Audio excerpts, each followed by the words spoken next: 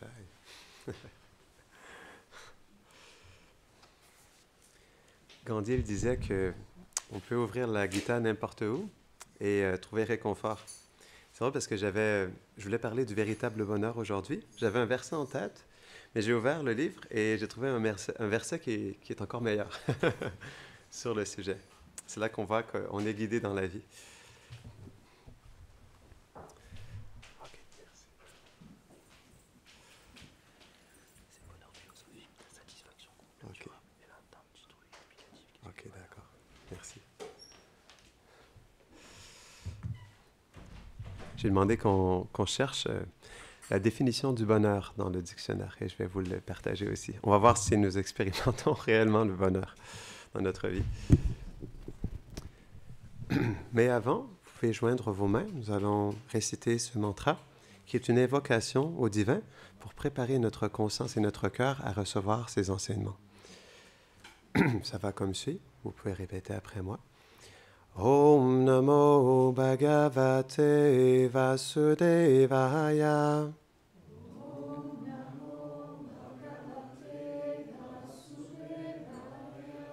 Om Namo Bhagavate Vasudevaya.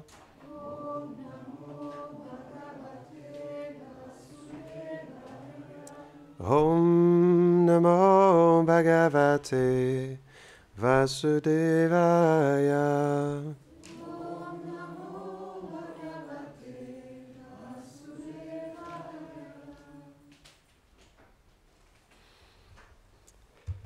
Donc j'ai choisi, j'ai pas choisi, on a choisi. On a choisi et je ne fais que répéter ce que j'ai ouvert les pages et c'est tombé sur ce merveilleux verset. Donc il a été choisi, le chapitre 6, verset 27. Prashanta manasam yenam yoginam sukham uttamam upaiti shantarajasam brahma bhutam akalmasham. Traduction. Un tel yogi qui est paisible et qui voit tout en relation avec l'absolu devient libre de l'influence de la passion et des réactions de tous ses actes passés. Il atteint la félicité suprême sous la forme de la réalisation du soi. Commentaire. Un dévot qui a atteint la fixité dans le service de dévotion et qui perçoit que toute chose est Krishna directement ou indirectement à travers ses énergies, devient libéré des influences de la passion et de l'ignorance. Par son engagement constant dans des actes de dévotion, il purifie tous les résultats de ses actes passés et atteint la réalisation spirituelle.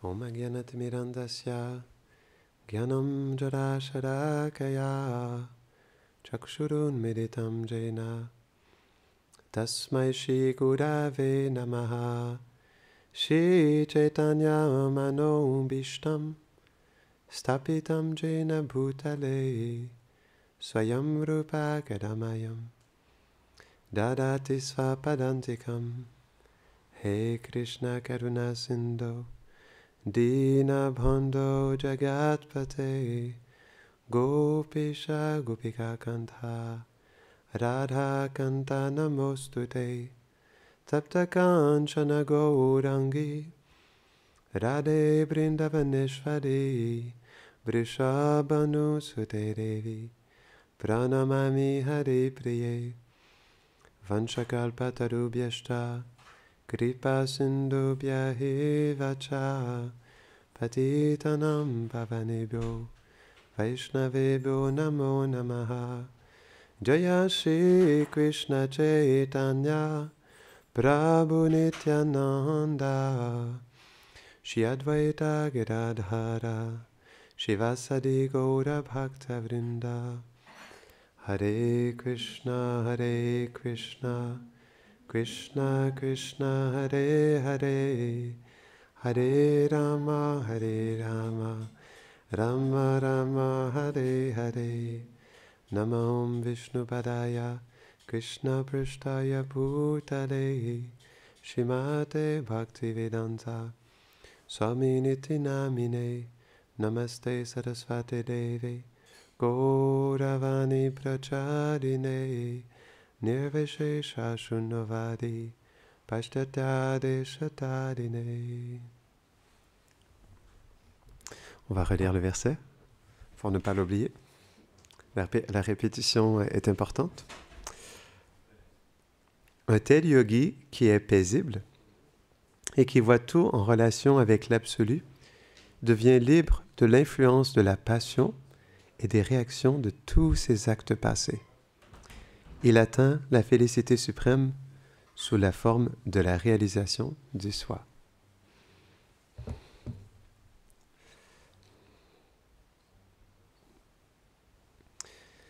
Donc, le verset parlait de la félicité suprême. C'est toujours intéressant quand nous partageons un verset de la Bhagavad Gita, parce qu'on souhaite expliquer quelque chose, mais tout est déjà dans le verset. La réponse est dans le verset. Donc, le verset nous devance parce que c'est la vérité absolue. Donc, c'est les conclusions sur la vie qui nous aident à comprendre comment atteindre la perfection de l'existence. Aujourd'hui, je voulais parler du véritable bonheur. Mais pour comprendre le bonheur, on devrait commencer par le définir. Mon cher ami, ou mon cher frère, je devrais dire, m'a trouvé dans le Dico-Philo une traduction, plutôt une définition du bonheur, que je vais vous lire à l'instant. Le bonheur, état de satisfaction complète, stable et durable. Tout le monde cherche le bonheur. Qu'est-ce que le bonheur? Le bonheur est un état de satisfaction complète caractérisé par sa stabilité et sa durabilité. Il ne suffit pas de ressentir un bref contentement pour être heureux. Une joie intense n'est pas le bonheur, un plaisir éphémère non plus. Le bonheur est un état global. L'humain heureux est comblé, il vit une forme de plénitude. Sa situation est stable. Elle présente un équilibre et seul un élément extérieur pourrait la modifier.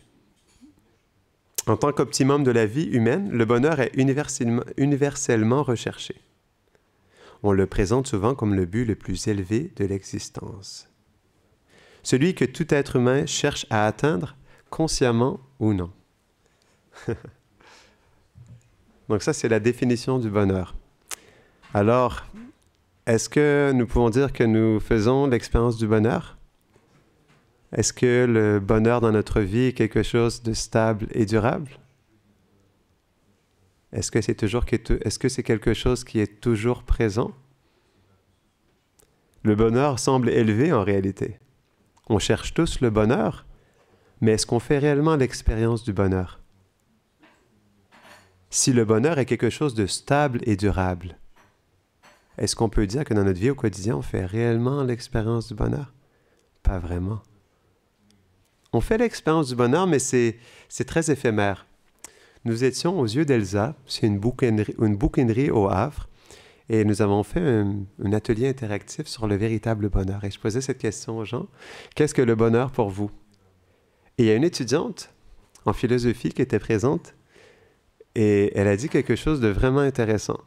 Elle a dit, le bonheur comme nous le concevons, parce que tout le monde a une notion du bonheur, mais le bonheur comme la société le conçoit, qu'est-ce que c'est? J'ai trouvé ça très intéressant. Elle a dit, c'est le plaisir immédiat, la jouissance immédiate. Et c'est vrai, c'est ça pour nous le bonheur, la jouissance immédiate. Par exemple, je mange une glace et j'ai un plaisir immédiat. Ça, c'est ça pour nous le bonheur. Je regarde un coucher de soleil, j'ai un plaisir immédiat. Une jouissance immédiate. Et ça, c'est vrai, j'ai trouvé ça intéressant. C'est ça pour nous la notion du bonheur. Une jouissance immédiate.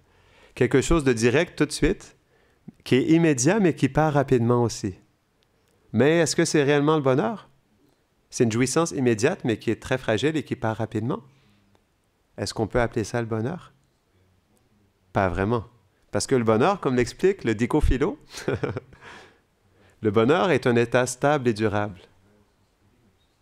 Donc, on peut dire qu'en réalité, la jouissance immédiate n'est pas vraiment le bonheur.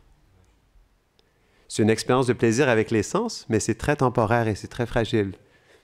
Donc, on ne peut pas définir la jouissance immédiate comme le bonheur. Donc, en réalité, notre expérience au quotidien n'est pas vraiment le bonheur, comme la société nous l'indique. Nous fait à croire que nous sommes heureux et que nous pouvons être heureux en achetant un nouveau téléphone, en mangeant de la toute nouvelle glace avec la nouvelle saveur. Notre société nous fait à croire que la jouissance immédiate égale le bonheur. Mais si on regarde la définition, c'est pas ça. Et si on regarde la définition de la Bhagavad Gita, c'est pas ça non plus. La félicité suprême. Donc le bonheur, c'est quelque chose de durable et stable. Et dans le 5e chapitre de la Bhagavad Gita, verset 24, il est expliqué que le bonheur se trouve dans le fort intérieur. Pourquoi? Parce que le bonheur est un état d'esprit, un état de conscience. Premièrement, les anciens textes de yoga expliquent que nous sommes faits de bonheur. Sat, Chit, Ananda. Sat, nous sommes éternels. Nous n'avons pas de début, nous n'avons pas de fin. Chit, nous sommes conscience. Nous pouvons connaître, expérimenter. Ananda, nous sommes la félicité. Ça, c'est une des 3 composantes principales de l'âme, la félicité, Ananda, bliss en anglais on dit. En espagnol, la felicidad. Donc, ça, c'est l'ingrédient, une des 3 ingrédients principaux de l'âme. Donc, on est fait de bonheur. Donc, on pourrait se poser cette question. Si dans les trois ingrédients principaux de l'âme sont l'éternité, la conscience et la félicité, comment se fait-il que je n'expérimente pas cette félicité à chaque instant? C'est là qu'on voit qu'on ne fait pas réellement l'expérience du bonheur. Parce que le bonheur est stable et durable. Pourquoi c'est stable et durable? Parce que c'est une composante intrinsèque de l'être. Nous sommes faits pour être heureux. C'est pas ordinaire pour nous de souffrir. C'est pas quelque chose de naturel pour l'âme. L'âme, elle est faite pour vivre dans une félicité constante, un bonheur et une joie incommensurables. C'est pourquoi les grands sages prennent du temps dans leur vie spirituelle pour faire l'expérience du véritable bonheur. Donc si le bonheur, donc on expliquait c'est un état d'esprit, mais encore plus que ça, c'est une qualité intrinsèque de l'être. Et encore plus que ça, en réalité, le bonheur, c'est quelque chose de spirituel. Parce que l'âme que nous sommes est spirituelle. Donc le bonheur n'est pas quelque chose de matériel. Ce que nous concevons comme le bonheur est plutôt une joie éphémère, temporaire, qu'on appelle la jouissance immédiate, comme l'expliquait cette jeune étudiante. Donc ça, c'est ça pour nous le bonheur. Mais c'est tellement plus que ça en réalité. Donc, pourquoi c'est spirituel? Parce que l'âme, elle est spirituelle. Et que c'est une qualité spirituelle qui vient de l'être, qui vient de l'âme. Donc c'est pourquoi le bonheur, ce n'est pas quelque chose que nous pouvons trouver en externe. Parce que c'est quelque chose qui se trouve en interne, tout simplement. C'est pas quelque chose qu'on peut acquérir. Je me rappelle, j'avais un prof de yoga quand j'étais au collège. Et il me disait, comme ça on discutait, parce que j'étais très spirituel à ce moment-là, et on discutait ensemble de spiritualité. Et il me disait, tu sais, on peut acheter l'amour. J'ai dit, quoi? Eh bien oui, si tu as de l'argent, tu peux acheter l'amour. J'ai dit, tu peux acheter l'amour? Je suis pas d'accord avec ça. Tu peux pas acheter l'amour. L'amour, c'est pas quelque chose qui se commande. C'est un sentiment naturel qui s'échange entre 2 personnes, mais c'est pas quelque chose que tu peux acheter. Tu peux acheter peut-être une affection, une appréciation, mais tu peux pas acheter l'amour.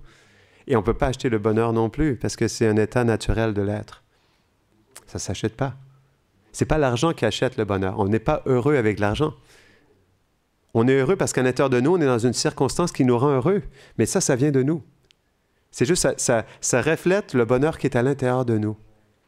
Ce que nous vivons à l'extérieur reflète quelque chose à l'intérieur de nous. C'est pas qu'on rencontre quelque chose en externe et c'est ça qui nous rend heureux. Non.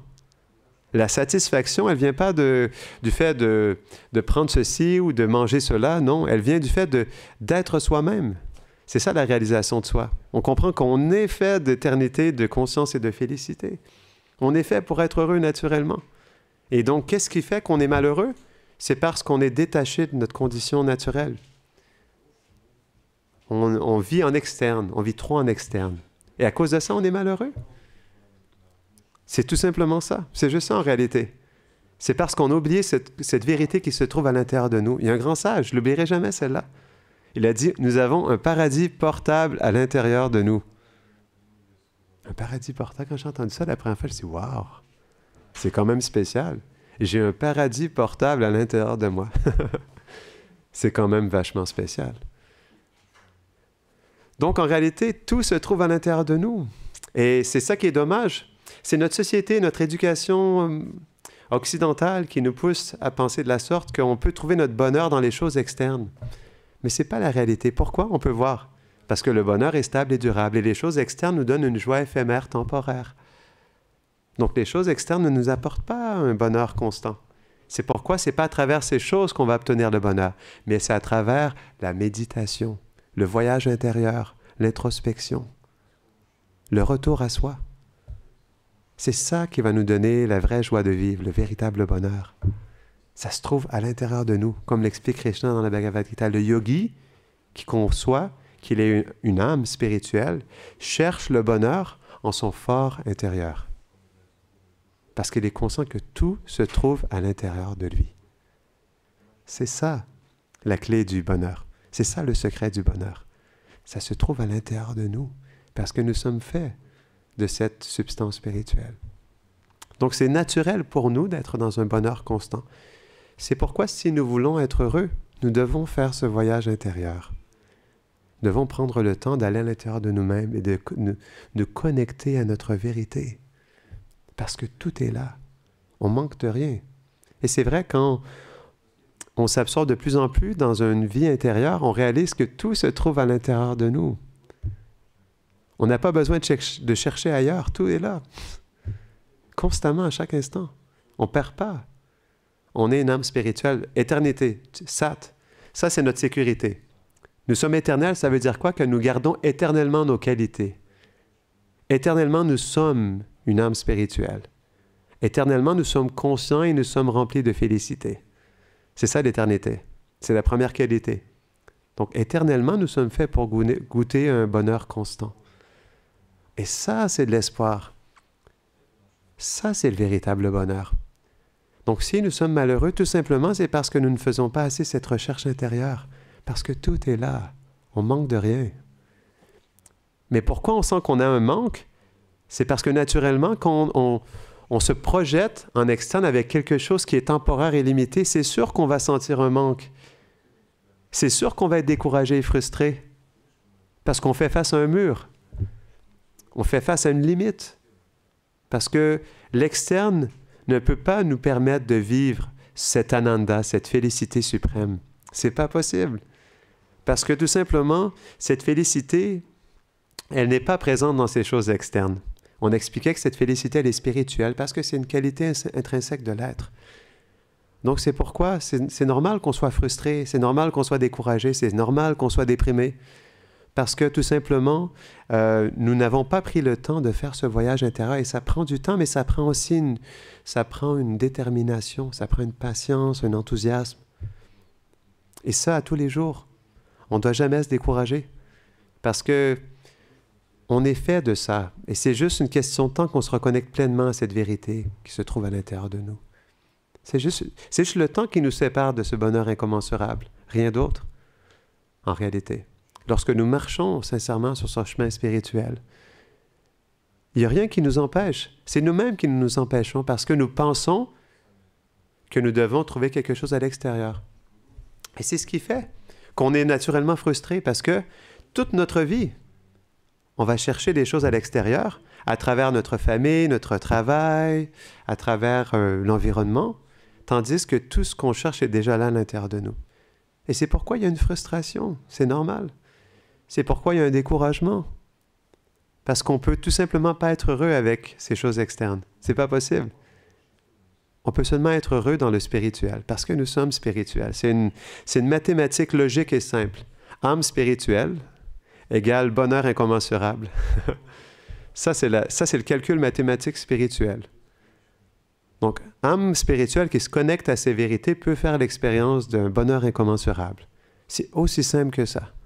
C'est pas compliqué. Mais pourquoi on fait pas le travail? Parce qu'on pense encore, on est encore convaincu. Parce que tout le monde fait ça. Si on regarde autour de nous, tout le monde fait ça. Tout le monde passe sa vie entière à chercher quelque chose en extérieur, tandis que tout se trouve à l'intérieur de nous-mêmes. Et à cause de ça, on tombe tous dans le même panneau, dans le même piège. Et on continue à chercher des mirages. Et malheureusement, on est découragé, frustré de ça. Puis on est triste, on est peiné de ça. Donc, c'est pourquoi, si on veut réellement être heureux dans la vie, on a besoin de faire ce voyage intérieur. C'est comme ça qu'on pourra se connecter avec un bonheur incommensurable. Parce qu'on expliquait que le bonheur est un état constant qui vient de cette connexion de l'être. Et donc, on va parce qu'on peut toujours aller plus loin dans la spiritualité, on expliquait tout d'abord le bonheur est stable et durable. Deuxièmement, c'est un état d'esprit. Troisièmement, c'est une qualité intrinsèque de l'âme, ananda. Et quatrièmement, nous pouvons goûter à cette joie incommensurable lorsque nous nous connectons à la source du bonheur. Parce qu'il y a une origine à chaque chose. Le soleil est l'origine de la lumière et de la chaleur. Chaque chose trouve son origine dans la source. Et c'est la même chose avec le bonheur. Donc, c'est expliqué que l'être, même si nous sommes une étincelle spirituelle et qu'en nous-mêmes, nous sommes éternels, nous sommes conscients et nous sommes faits de félicité, pour faire pleinement l'expérience de cette félicité suprême, nous devons nous connecter avec l'origine du bonheur. Parce que l'âme est très petite. C'est comme une goutte d'eau dans l'océan. Donc, bien sûr, par nous-mêmes, c'est ce qu'on appelle Atma Tattva, Atmaram. Il y a justement cette expérience de bonheur en nous-mêmes, de se connecter avec notre fort intérieur, de se connecter avec notre âme. Et dans ça, il y a une expérience de félicité. Mais c'est tout petit parce que ça émane de nous-mêmes. Et comme nous sommes tout petits, cette expérience de félicité, même si elle est spirituelle, elle est petite en soi. Mais lorsque nous nous connectons à cette origine de l'amour et de la félicité, alors là, cette expérience du bonheur devient décuplée à l'infini. Et nous goûtons un bonheur constant, et pas seulement constant, mais toujours en expansion, toujours frais, toujours nouveau. C'est ce qu'on appelle le yoga. Le yoga, c'est l'union avec le divin dans chaque détail de notre vie. C'est comme ça qu'on peut faire l'expérience du bonheur. C'est pas juste non plus d'être dans un voyage intérieur. Je dirais que le voyage intérieur nous pousse à nous connecter à notre vérité, puis pour ensuite, comme l'expliquait ce verset, c'était joli, je vais le relire pour répétition. C'est expliqué que dans le commentaire, non, pardon, c'était dans le verset, un tel yogi qui est paisible et qui voit tout en relation avec l'absolu devient libre de l'influence de la passion et des réactions de tous ses actes passés. Il atteint la félicité suprême sur la forme de la réalisation du soi. Là, c'est intéressant. C'est ça le yoga. C'est qu'on doit commencer ce voyage intérieur, et c'est important, on doit se connecter avec nous-mêmes, avec le soi véritable, qui est l'âme spirituelle, Atma, Jiva, en sanskrit. Une fois qu'on s'est connecté, on doit entrer en relation avec la source, avec l'origine. Et c'est comme ça qu'on peut expérimenter, en relation avec le divin en chaque chose, une joie incommensurable. Parce que lorsque l'âme s'éveille à sa vérité, elle réalise qu'elle est dépendante de la source, qu'elle est faite pour être en relation personnelle avec le divin. Et qu'à travers ça, elle peut connecter avec le divin en chaque chose, à chaque temps, lieu et circonstance. Elle a une opportunité. Et ça c'est pratique. Il ne s'agit pas juste d'être dans un voyage intérieur et dans une méditation, mais d'être en méditation en chaque chose, dans le fait de respirer, de marcher, de voir, d'aimer, d'interagir, de travailler. En chaque chose, on peut être en méditation. C'est pourquoi le yoga, c'est très pratique. La Bhagavad Gita, c'est la science du yoga. Ça nous aide à comprendre comment rester connecté à notre vérité en relation avec le divin à chaque instant. Même lorsque nous sommes en éveil ou lorsque nous sommes endormis. À chaque moment, à chaque état de conscience, on peut faire l'expérience du bonheur. Même dans une situation difficile, même dans une situation provocatrice, on peut faire l'expérience du bonheur parce qu'on voit tout en relation avec le divin. Même dans les moments les plus difficiles de la vie, un yogi peut trouver une joie incommensurable parce qu'il se souvient encore plus de sa vérité. Il se connecte encore plus avec le divin dans son cœur. Donc, il n'y a rien qui peut arrêter le yogi. Absolument rien. Que ce soit les joies ou les peines, parce que Krishna, il explique aussi, dans la Bhagavad Gita, chapitre 2, verset 14, il explique que l'être ou le yogi doit tolérer comme on doit tolérer la disparition de l'été et de l'hiver, nous devons tolérer aussi l'apparition et la disparition de la joie et de la peine. Et quand j'avais lu ça la première fois, j'avais trouvé ça intéressant. On doit même tolérer, en plus de la peine, on doit tolérer la joie aussi. Pourquoi on doit tolérer la joie? C'est ce qu'on appelle la jouissance immédiate. C'est parce que c'est temporaire. À un moment donné, il y aura d'autres situations qui seront plus difficiles. Donc, le bonheur éphémère, c'est plutôt un arrêt momentané de détresse. Lorsque nous avons un apaisement et qu'il n'y a plus de souffrance, nous sommes dans une joie éphémère. À un moment donné, il y a quelque chose d'autre qui revient et qui nous bouscule. C'est pourquoi on doit tolérer aussi la joie. Ça, c'est intéressant. En plus de la peine, on doit tolérer la joie parce qu'elle n'est pas permanente. Mais l'être qui se connecte à sa vérité, peu importe les circonstances, parce qu'il comprend qu'il est fait de félicité et qu'à chaque instant dans sa connexion avec le divin, il peut vivre un bonheur incommensurable, un amour pur, alors il peut être dans n'importe quel lieu, temps et circonstance et être heureux, être comblé, être satisfait. C'est ça un yogi. Donc le but, c'est de devenir un yogi. Mais ça ne veut pas dire d'être dans une caverne, de tout abandonner, de vivre dans la pauvreté. Ce n'est pas ça un yogi. Un yogi, c'est quelqu'un qui vit en conscience de ce qu'il est, en connexion avec la vérité absolue, et à travers ça, peut vivre connecté en conscience à chaque instant. Que ce soit dans le fait d'aller travailler au boulot, même s'il travaille comme un homme d'affaires ou un avocat, ou que ce soit d'une mère qui s'occupe de son enfant. Tout peut être le yoga, parce que nous sommes une âme spirituelle dans une expérience humaine. Et donc, comme nous sommes une âme spirituelle, à chaque instant, nous avons ce potentiel de connexion avec nous-mêmes en relation avec le divin, pour faire l'expérience constante d'une joie incommensurable. Donc c'est pourquoi c'est juste un état de conscience en réalité. Et plus nous sommes conscients, plus nous pouvons facilement voir le divin présent à chaque instant et rester connectés, et rester dans un bonheur constant. C'est ça le secret du bonheur. Donc comme vous pouvez voir, tout est favorable au bonheur, à la félicité suprême. Qu'est-ce qu'il y a plus de favorable que l'âme, en réalité? C'est notre nature intrinsèque d'être heureux. Ce n'est pas quelque chose d'artificiel. L'éveil de l'âme et cette expérience du véritable bonheur qui est cet ananda, cette joie spirituelle, il n'est pas une disposition artificielle sur le mental. La jouissance immédiate, oui.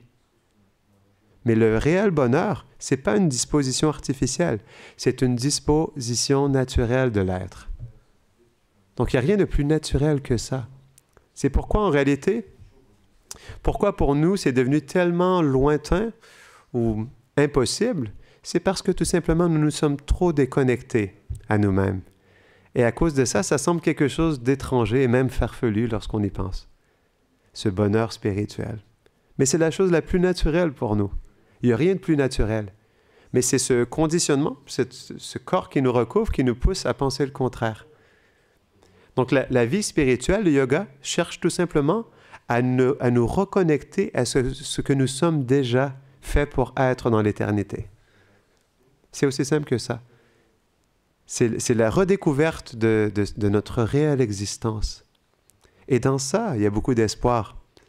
Dans ça, il y a un encouragement. Parce qu'on n'a rien perdu. Tout simplement, nous sommes dans un moment de profonde déconnexion à notre vérité. C'est juste ça. Il s'agit juste de se reconnecter. Tout est là déjà. Tout est là, à l'intérieur de nous. Tous les éléments sont présents à l'intérieur de nous. Tout le potentiel est là pour s'éveiller à ce véritable bonheur. Donc en réalité, il n'en tient seulement qu'à nous, à personne d'autre. Il y a seulement nous qui disons non à ce véritable bonheur. C'est notre mental qui nous pousse à croire que nous ne pouvons pas faire ça, que nous ne pouvons pas faire l'expérience du bonheur. Nous sommes notre pire ennemi. Ça, c'est sûr. Donc, Parce que nous allons à l'encontre de ce potentiel spirituel que nous avons à l'intérieur de nous. Il est là tout de suite, en ce moment où nous parlons. Et il n'attend que de s'éveiller, de s'exprimer. Il attend seulement de recevoir cette sensibilité et que nous puissions réellement avoir cette inspiration dans notre cœur de nous tourner vers cette vérité qui est déjà présente à l'intérieur de nous. Donc on va terminer ici. Grantara Srimad Bhagavad Gita ki Janitai Gaura Premanande.